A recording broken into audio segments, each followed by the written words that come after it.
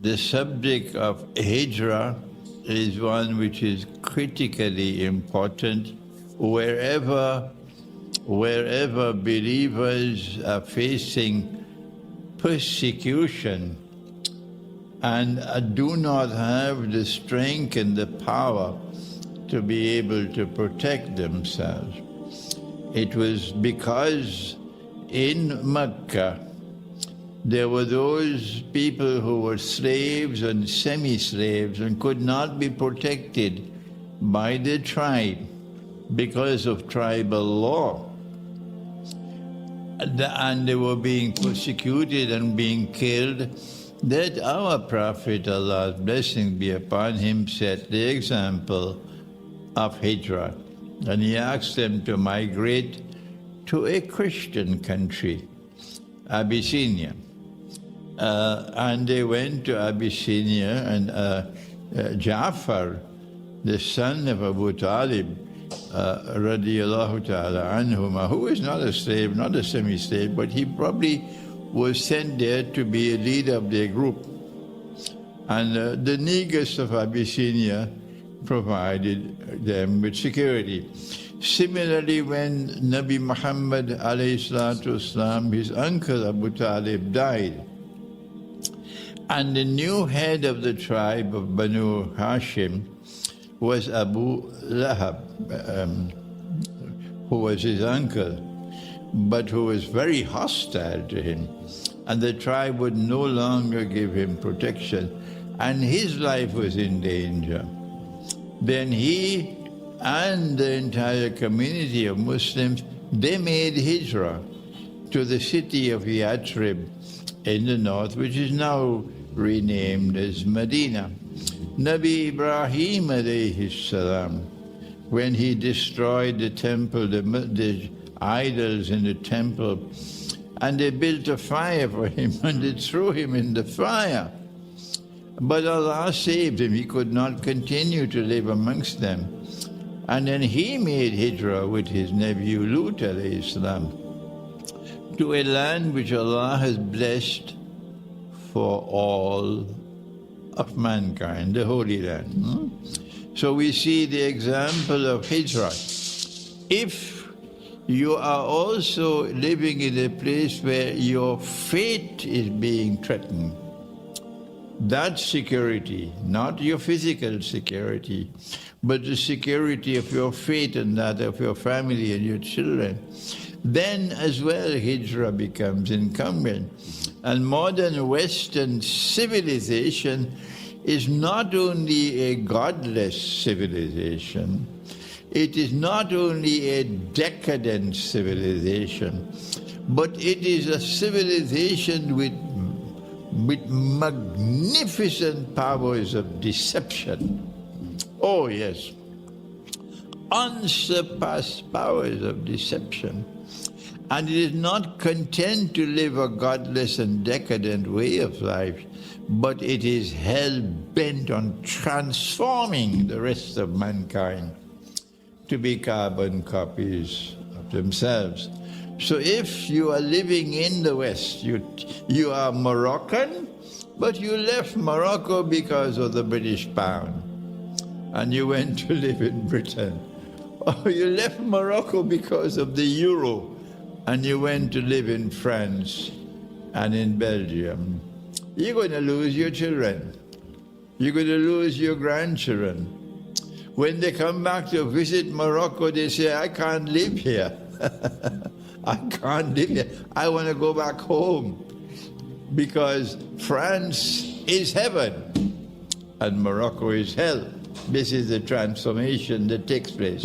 When nuclear war takes place, you can close your eyes and expect that electricity supply and therefore supply of energy would be disrupted. You can close your eyes and expect that the supply of water will be disrupted. And finally, for cities where cities cannot feed themselves, food has to come to the city from outside, the fresh food, not the preserved food. And the supply of food would be disrupted. You don't need a PhD to understand something so simple. And so you're going to have riots in the big cities because people will be starving to death. People will have no water to drink. People living in high-rise buildings and they can't climb up. People who are imprisoned with toilets in their houses and have no way for disposal of human waste. And they don't know how to live with the smell.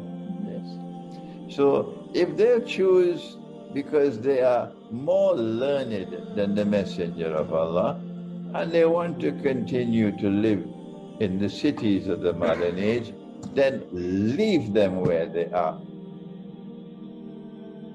So the manner in which you prepare for nuclear war is, first of all, to withdraw from the cities, at least have a backup residence, a place you can go to in the remote countryside with its own independent supply of water. I went to Skardu and then I drove out into Shigar. And in Shigar, they drink mountain water.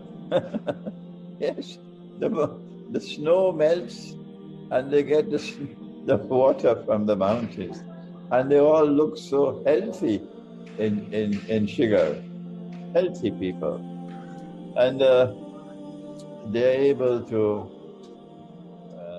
have their own independent supply of water. And the electricity comes and goes, the internet comes and goes. It's such a nice place to live when you're so remote. And they're able to survive without electricity. They heat their homes with a stove called Bukhara, and they use wood for heating. And so if you move out of the cities and you seek refuge in the remote countryside, mountainsides where 5G and 6G can't reach you, mountainsides and places where rain falls, and you take some sheep and goats, you will have food, you will have milk, you'll have meat, you'll have water. One of the things that can be done is to bring some theoretical analysis to the Shia-Sunni divide in Islam, to try to bring some clarity of thought to the subject, and in the process to try to build a bridge between the Sunni and the Shia, to establish a common front, to establish Shia-Sunni solidarity in facing a common enemy, those who want to eventually rule the world from Jerusalem by the hook or by the crook, but it's always by the crook. How do we bridge the divide between the Shia and the Sunni?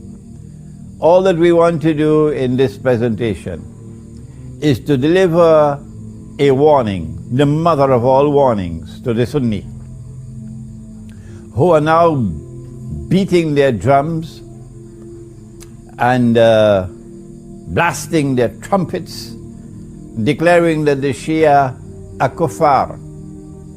Those Sunni who are dancing to every tune that Dajjal plays should listen to this warning. And it is delivered as part of a theoretical presentation with no boxing gloves on my hands. No. How does a community become kuffar when they say of themselves that they are Muslim? There is a process. And those who dance to Dajjal's tunes should know what is the process. The process is that a scholar, not a schoolboy, a scholar of a sufficient rank and standing in the world of Islamic scholarship, must deliver a fatwa or a legal opinion. And that legal opinion is delivered with all the arguments which support the position. declaring that a particular group of people are no longer Muslims, they are kuffar. This fatwa of kufr has to be established, has to be pronounced. It has to be reduced to writing and circulated amongst the scholars. When that is done, then the next part of the process is to achieve ijma' or consensus. Consensus, first of all, amongst those who are qualified to offer an opinion on the subject. People of knowledge, not schoolboys. We have never had ijma' in this ummah that the Shia are kuffar. Where has reason gone? Where has logic gone? Where has elementary common sense gone? If such a fatwa had been delivered, and if there had been ijma' of the ummah that the Shia are no longer Muslims, they are kuffar, then how do you explain that the Shia have never been stopped from performing the Hajj? There have never been demonstrations arguing that the Shia should not be allowed to perform the Hajj, up to this miserable day. Up to this day, miserable because of the drum beating of these people who are saying that the Shia are kuffar. If you say of a Muslim that he is kafir, and he is not kafir, you become kafir, said the Prophet ﷺ. You become a kafir. So I want to deliver the mother of all warnings to those Sunnis who are beating the drums of war against the Shia, to those Sunnis who are dancing to Dajjal's tunes. Why? Because Dajjal wants to ignite Sunni-Shia civil war in the world of Islam at this time, but they cannot understand that. They have eyes and yet cannot see. They have ears and yet cannot hear. They have hearts and yet do not understand. Allah says of such people, "Ulaika kal an'am," they are just like cattle. They're just like cattle. Bal hum adal, rather they are more misguided than cattle. My words are strong. My words are bitter. Yes, I know, but I have to speak like this because the house of Islam is threatened now with civil war. And so I say to them, come on and deliver the fatwa. Get a scholar of some eminence to deliver the fatwa. Let us see the fatwa. Bring it forward. And then let us see whether you can get ijma' al-ummah on that bogus fatwa. Bogus because it's a long time now since the Shias have been here. It's more than 1,000 years now. You had a long time to give that fatwa. Having spoken those words very sternly to those Sunni who are beating the drums of war, particularly in the Arab world, against the Shia, it is now time for us to deliver a warning to the Shia as well. We have recognized the revolution in Iran to have been a positive development because Imam Khomeini rahimahullah reached out to the Sunni world and sought to establish Shia-Sunni solidarity. And the revolutionary government in Iran has continuously maintained that policy of seeking to build and preserve Sunni-Shia solidarity. But we don't know what tomorrow holds in store for Iran.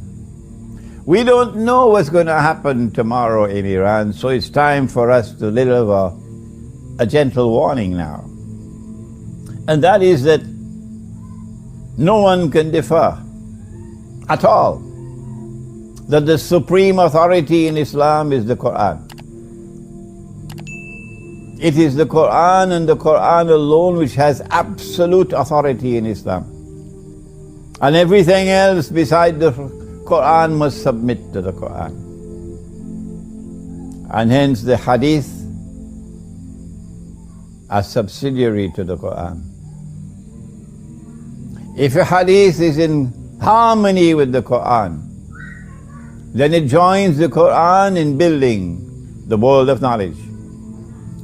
If a hadith is not in harmony in the Quran but not in conflict with the Quran, then that hadith is still acceptable but at a lower status.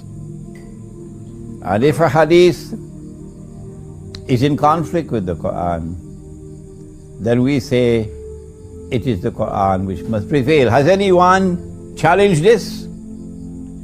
Is this methodology capable of being challenged? No. It makes sense. It is the truth. And that is that the Quran is the absolute authority in Islam. And no hadith has the status of the Quran. And so you cannot build a theory. You cannot build a belief system in Islam based on hadith. It has to be built on the Quran. And the hadith are to be used to support the Quran. Does the Quran deliver in language which is plain and clear? Does the Quran deliver that which supports the theory of the Imamate? That the leadership of the Ummah of Muhammad alayhi salatu wasalam upon his death was a leadership divinely decreed to have been that of Ali radiallahu ta'ala anhu. Does the Quran support that?